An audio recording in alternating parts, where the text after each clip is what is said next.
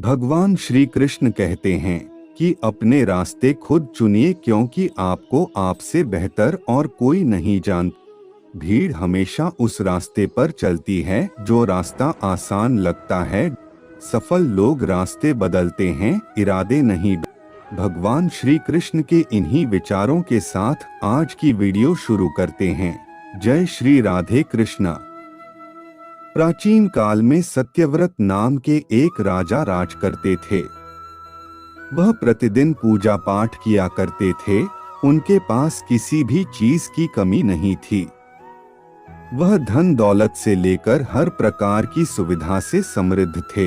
हालांकि इसके बावजूद भी राजा की एक अभिलाषा थी जिसे वह पूर्ण की चाह रखते थे।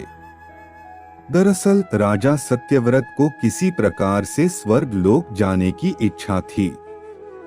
वह अपने जीवन में कम से कम एक बार स्वर्गलोक के सौंदर्य को देखना चाहते थे, लेकिन उन्हें इसका मार्ग नहीं पता था। इधर दूसरी तरफ ऋषि विश्वामित्र अपनी तपस्या के लिए घर से बाहर निकले।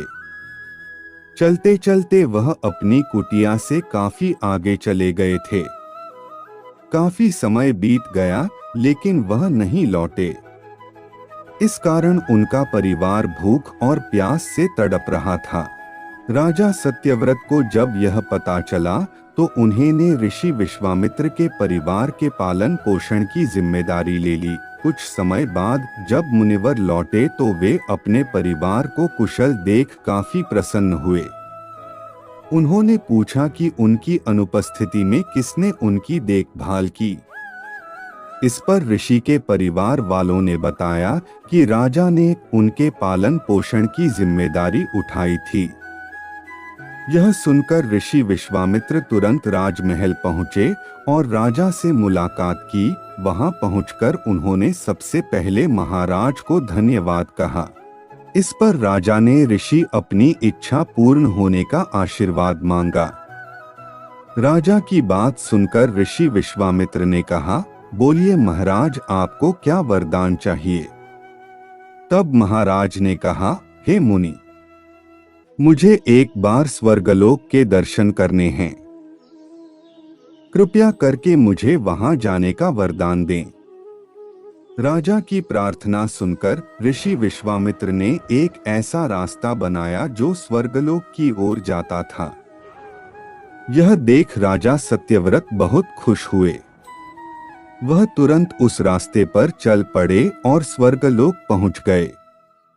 यहां पहुंचते ही इंद्रदेव ने उन्हें नीचे धक्का दे दिया, जिसके कारण वो सीधे धरती पर जा गिरे।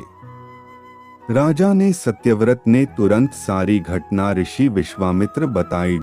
राज की बात सुनकर ऋषि विश्वामित्र गुस्से से आग बबूला हो उठे।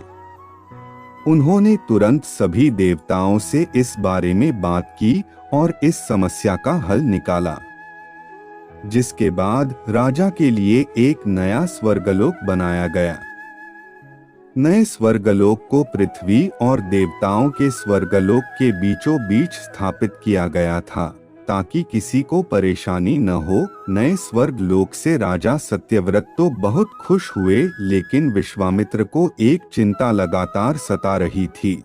उन्हें डर था कि नया स्वर्गलोक कहीं जोरदार हवा के कारण गिर न पड़े। अगर ऐसा होगा तो राजा सत्यव्रत दोबारा से धरती पर जा गिरेंगे। काफी सोच विचार के बाद ऋषि विश्वामित्र को एक उपाय सूझा। उन्होंने नए स्वर्ग लोक के नीचे एक बहुत लंबा खंभा लगा दिया ताकि उसे सहारा मिल सके। ऐसी मान्यता है कि नए स्वर्ग लोक के नीचे लगाया गया खंभा एक विशाल पेड़ के तने के रूप में बदल गया।